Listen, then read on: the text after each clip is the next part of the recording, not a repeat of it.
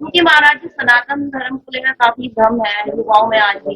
अभी रामचरितमानस पे भी विवाद हुआ काफी। तो ऐसा कहते हैं हिंदू धर्म, लोग ऐसा कहते हैं हिंदू धर्म केवल जीने की कला भी सिखाता है, केवल धर्म नहीं है। तो महाराज जी सनातन धर्म को लेकर आपका क्या कहना है? क्या है वास्तव में, क्या है समझते हैं? देखिए, हमारा धर्म जो है पूरा साइंटिफिक है। यदि कोई साइंस को समझता है तो ही सनातन को समझ पाएगा। साइंस नहीं समझता तो वो सनातन संस्कृति को नहीं समझ पाएगा। जैसे हमारे धर्म का नाम सत्य सनातन धर्म। सनातन का मतलब होता है पुराना। हमारा धर्म है सत्य, जो अनादि समय से सत्य है। अब देखिए, साइंस को समझें और फिर धर्म को समझें तो बात समझ में आएगी। हमारा जो धर्म है, सनातन धर्म है, कितना पुराना है? अनादि। जितने पुरानी पृथ्वी है, सूर्य है और चंद्रमा है। मोहनजोदड़ो हड़प्पा संस्कृति आज से 1800 वर्ष पुरानी सभ्यता रही है। लगभग 2000 साल पुरानी, आप मान लीजिए 2000 साल पुराने इतिहास। 2000 साल से पहले का इतिहास साइंस के पास मौजूद नहीं है। लेकिन हमारा इतिहास सनातन संस्कृति का 5500 साल पहले तो भगवान कृष्ण द्वारिका के राजा थे। और द्वारिका जब भगवान श्री कृष्ण गए तो द्वारिका को पानी में डुबा कर गए, ऐसा भागवत जी में लिखा है। तो भागवत जी में लिखा था कि भगवान गए तो द्वारिका को पानी में डुबाया, पर लोगों ने सुना कि पानी में डूब गई द्वारिका, हम कैसे बात आपकी मान लें। पर आप तो मीडिया से, आप तो खुद दिखाए अपने टीवी चैनलों पर। कुछ वर्ष पहले अभी पानी के अंदर द्वारिका प्राप्त हुई है। साइंस ने सर्च किया तो बताया कि वो लगभग 5000 साल पुरानी इमारत है। तो जो भागवत जी में लिखा था वही साइंस ने प्रूव कर दिया। तो आप मोहनजोदड़ो हड़प्पा संस्कृति के पहले का कुछ नहीं जानते। 2000 साल पुराना, और हम 5500 साल पुरानी बात को करते थे, जिसके अवशेष कुरुक्षेत्र में भी महाभारत के पुरातत्व विभाग को प्राप्त हो चुके हैं। भागवत जी में एक जिक्र है, जैसा कि आप पढ़े लिखे हैं। आपसे एक सवाल है मेरा, बताइए कि स्त्री जब गर्भवती होती है तो कितने महीने में ये पता लगाया जाता है कि पेट में लड़का है या लड़की है?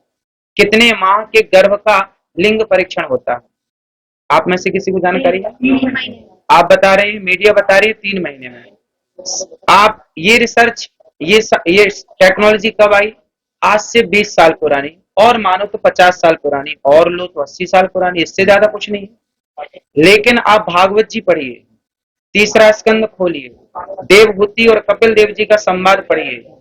पूरा मेडिकल साइंस लिखा हुआ है कि बच्चा माँ के पेट में जाता है, पहले दिन उसके साथ क्या होता है, दूसरे दिन क्या होता है, पहले महीने क्या होता है, दूसरे महीने क्या बनता है। भागवत जी में लिखा है बच्चे के 1 महीने में सिर तैयार होता है, दूसरे महीने में हाथ पांव, और तीसरे महीने में लिंग स्त्री है या पुरुष है ये चिन्ह उत्पन्न हो जाते हैं। तो जो हमारे शास्त्र हजारों साल पहले कह रहे थे ऋषि मुनि, वही आज साइंस प्रूव कर रहा है।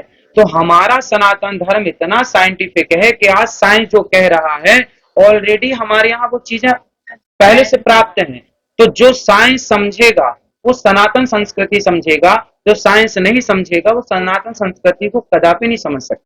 तो महाराज जी, और आप यहाँ पर कथा कही रहे हैं, लोगों का विश्वास बस देखते ही बनता है।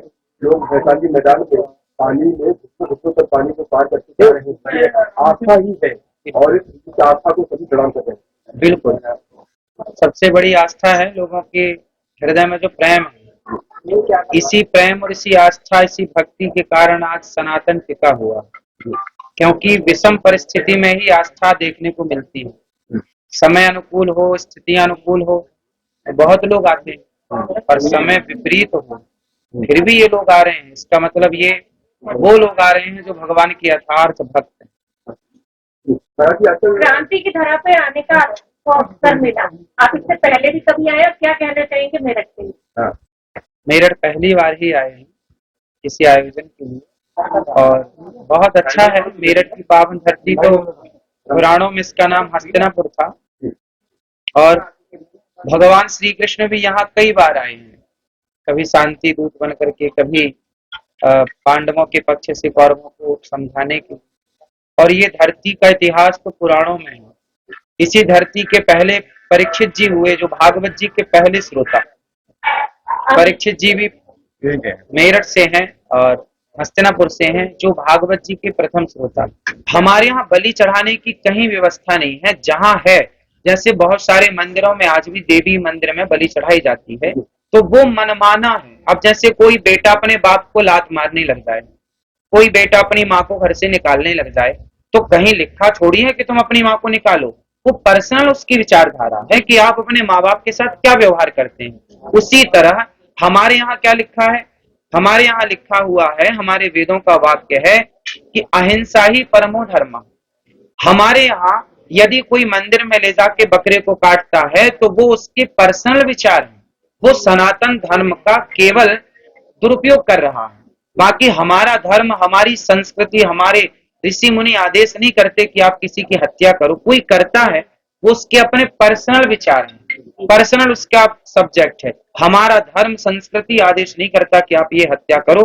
मंदिरों में जो हो रहा है वो मंदिर रोकना चाहिए, मंदिर परिसर को और कमेटी को। बाकी ये जो हो रहा है वो आदेश नहीं है, वो मनमाना है। कथाओं के द्वारा ही हम लोगों को, जैसा कि जो अभी हमने आपको बताया, आप में से ही बहुत लोगों को ये पता नहीं था कि इतना साइंस भागवत जी में या ग्रंथों में है। उसी तरह जब हम अपने सनातन धर्म के उन भक्तों को बताते हैं कि आप कहाँ जा रहे हैं, अपनी स्वधर्मे निधनम श्रेयः परधर्मो भयावह, हमारी अपनी संस्कृति में रहकर हमें मर जाना ठीक लगता है, पर अपने धर्म का परित्याग करने का तो कोई सवाल ही नहीं है। क्योंकि हमारी संस्कृति हमें दयावान बनाती है। आप देख लीजिए, किसी भी धर्म, किसी भी मजहब और पंथ में देख लीजिए, हमारी संस्कृति चींटी को दाना डालने की है, पहली रोटी गाय को और अंतिम रोटी कुत्ते को निकालने की हमारी संस्कृति रही है।